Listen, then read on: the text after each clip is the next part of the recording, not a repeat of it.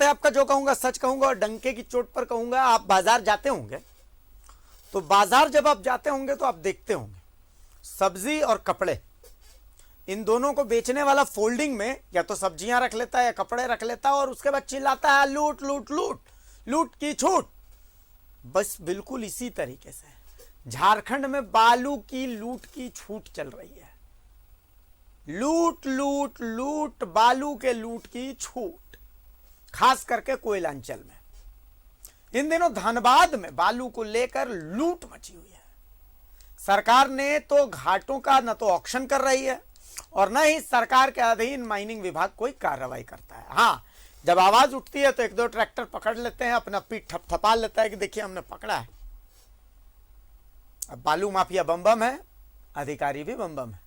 एक रिपोर्ट है कोयलांचल से, पहले उस रिपोर्ट को देख लेते हैं फिर आगे बातचीत करते हैं। रिपोर्ट दिखाइए। धनबाद में मची है बालू की लूट। बालू माफियाओं का लूट सको तो लूट लो कारनामा। इस कारनामे में माइनिंग विभाग भी शामिल।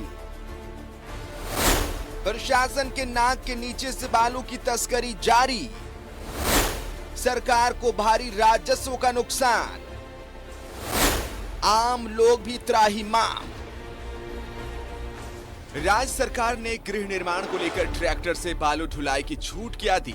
बालू माफियाओं की चांदी हो गई। धड़ल्ले से हाईवा और ट्रकों से बालू की ढुलाई से न सिर्फ सरकार को राजस्व का चूना लगाया जा रहा है, बल्कि ये बालू माफिया प्रशासन की नाक के नीचे से धनबाद टुंडी मनियाटी के सर्रा और पूर्वी टुंडी के वज्रा घाट से बालू की बेतहाशा तस्करी कर सारे नियम कायदों को तार तार कर रहे हैं। और इस पूरे खेल में माइनिंग विभाग पर मिलीभगत का आरोप लगा है। हम यही कहें कि मनियाडी से जो रोजाना करीब दर्जनों ट्रैक्टर और 407 से बालू की तस्करी किया जाता है, इसमें सरकार को ध्यान देना चाहिए, प्रशासन को ध्यान देना चाहिए, क्योंकि सरकारी संपत्ति की खुलेआम लूट हो रही है। और रात होते ही हाईवा के द्वारा सैकड़ों ट्रक रोजाना बालू को चोरी किया जाता है और सरकारी संपत्ति को लूट किया जा रहा है। इसमें हम यही कहेंगे सरकार से कि इस पर जल्दी से ध्यान दिया जाए। अब जब बालू तस्कर बालू की लूट मचाएंगे तो विपक्ष में बैठी बीजेपी सरकार को घेरने का मौका क्यों छोड़ेगी। राज्य सरकार पर आरोप लगाते हुए बीजेपी नेता ने कहा है कि बालू माफियाओं की बालू लूट की वजह से 2500 रुपए का बालू का ट्रैक्टर 5000 रुपए में बिक रहा है। सरकार को राजस्व के साथ गैर जरूरी आर्थिक भार आम आदमी पर पड़ रहा है। ट्रैक्टर से आज देख रहे होंगे कि 50 हाईवा से ज्यादा डेली ट्रैक्टर वाला निकाल करके हाईवा वाला दे रहा है और ब्लैकमेलिंग हो रहा है। और बालू तो मत पूछिए कि बालू जो है दिन रात लूट रहा है और इंफ्रास्ट्रक्चर जो बाधित है। आज जो है बालू जो है 2000 रुपये 2200 रुपये में मिल रही थी एक ट्रैक्टर, या तो एक 407, वो आज जो है 5000 की मिल रही है। सीधा सीधी सरकार का इसमें हाथ है और सरकार लूट का छूट दिए हुए है। लोगों की सहूलियत को देखते हुए सरकार ने बालू उठाव की छूट दी, लेकिन बालू माफियाओं ने इसे अवसर बनाते हुए कोयलांचल धनबाद के बालू घाटों से अपनी काली कमाई का जरिया बना लिया। देखना है राज्य सरकार बालू माफियाओं पर लगाम कब तक लगा पाती है। न्यूज़ 11 भारत के लिए धनबाद से बंटी के साथ अरुण बर्नवाल की रिपोर्ट। सहयोगी अरुण बर्नवाल हमारे साथ धनबाद से जुड़े हुए हैं। सीधा रुख करते हैं अरुण बर्नवाल का। अरुण जी, सब्जी बाजार में जैसे होता है ना कि लूट की छूट, 5 रुपए किलो बैगन, लूट लो लूट लो लूट लो, बस वही स्थिति फिलहाल कोयलांचल में बालू घाटों की है। जिसकी जितनी क्षमता है बस लूट लो, जितने ट्रैक्टर उठा सकते हो उठा लो, बस अधिकारियों को खुश रखना है। अरुण बर्नवाल, देखिए अभिषेक, निश्चित रूप से जिस तरह की स्थिति अभी इन दिनों कोयलांचल में हो रखी है, चाहे वो निजी स्तर के कंस्ट्रक्शन का काम हो चाहे सरकारी स्तर का कंस्ट्रक्शन का काम हो, बगैर बालू का कोई उपाय नहीं है। और सरकार ने अब तक जो सिर्फ बालू घाटों में वैसे लोगों को छूट दी है जो ट्रैक्टर के माध्यम से अपने गृह निर्माण के कार्य में अगर उनका उपयोग करना है तो उसका उपयोग वो कर सकते हैं और उसके लिए किसी तरह की कोई पाबंदी नहीं है। लेकिन अब उसके आड़ में आप समझ सकते हैं जो जिस तरह के जो सारा दिन ट्रैक्टर और 407 से बालू की ढुलाई होती है और वही रात में हाईवा से लोड होके उसको जगह जगह पे गिराने का काम किया जाता है, चाहे अब उसमें कहीं भी कंस्ट्रक्शन का काम चल रहा हो। तो अब उसमें अगर माइनिंग विभाग ये कहे कि उससे इस बात का भनक नहीं है या फिर उसको ये जानकारी नहीं है, तो ये तो कोई भी मान नहीं सकता है। जिस तरह के लोगों ने आरोप लगाए हैं कि माइनिंग विभाग की मिली भगत ही है इसमें, जिसके कारण इतने व्यापक पैमाने पर बालू की लूट हो रही है। एक तो अभिषेक ये पहलू हो गया। दूसरा जो स्थिति अभी है, जो ये इसके पहले जिस एक ट्रैक्टर बालू की कीमत 2500 रुपये आ रही थी, अभी आम आदमी अगर खरीदना जा रहा है, चूंकि हमको घर बनाना है और अगर हम एक ट्रैक्टर बालू लें तो वो 2500 का सीधे 5000 हो गया। तो आप समझ सकते हैं, एक तो सरकार को रेवेन्यू का नुकसान, दूसरा आम पब्लिक भी त्रस्त। कौन हो रहे हैं इसमें लाभान्वित? तो अधिकारी जो उस कंसर्निंग उस जो घाट के जो आसपास के थाना क्षेत्र पड़ते हैं, वहाँ के पुलिस के कर्मी। तो अब ये स्थिति पूरे कोयलांचल में इन दिनों बन गई है। ये सिर्फ कोयले के लिए जो अभी तक बदनाम था, अब वो बालू के लिए भी पूरे जमकर इसका खेला हो रहा है। कोयले पे तो जहाँ शक्ति दिख रही है कुछ इलाकों में, अब लेकिन बालू पे अभी लगता है शायद किसी का ध्यान नहीं है, या ध्यान है भी तो माइनिंग विभाग अपने आप को सिर्फ कोयले में इन्वॉल्व करके रखा है और इसको छोड़ दिया है, जो आप अपना जिस स्तर से जितना काम कर सकते हैं करें। यही स्थिति धनबाद में हो रखी है अभिषेक।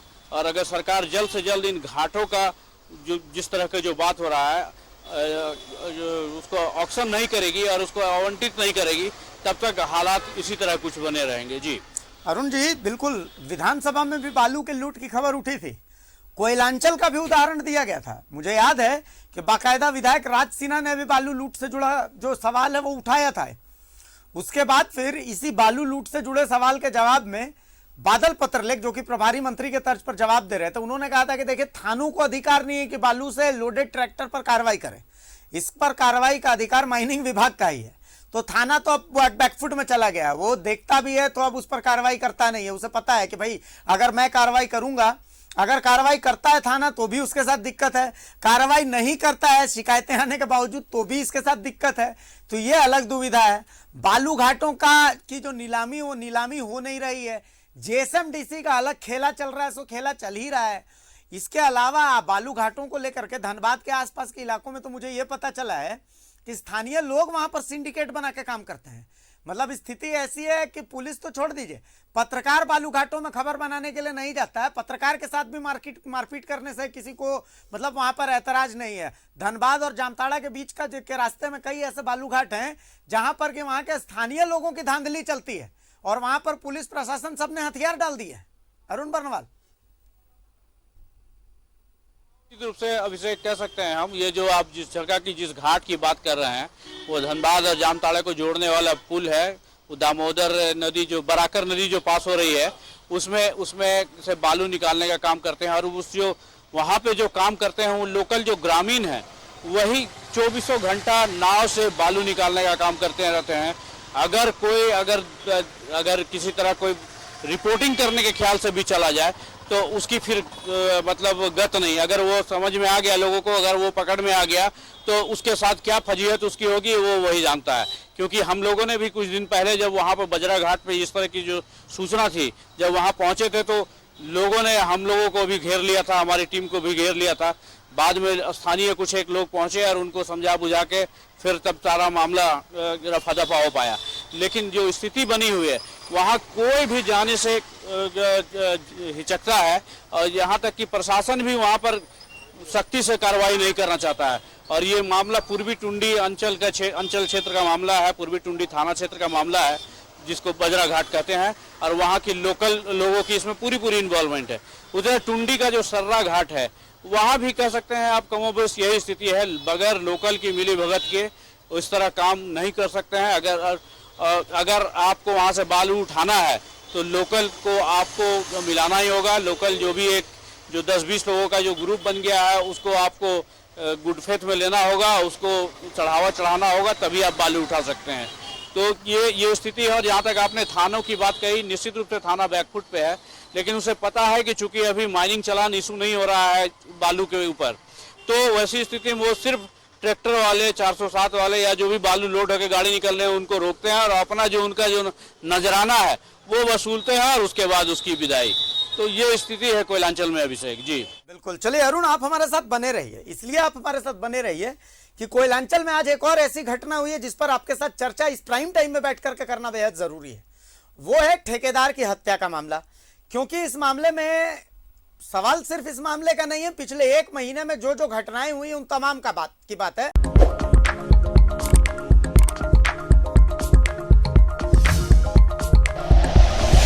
Like and share videos, subscribe करें हमारा चैनल और प्रेस करें बेल आइकॉन। न्यूज़ 11 भारत, सच है तो दिखेगा।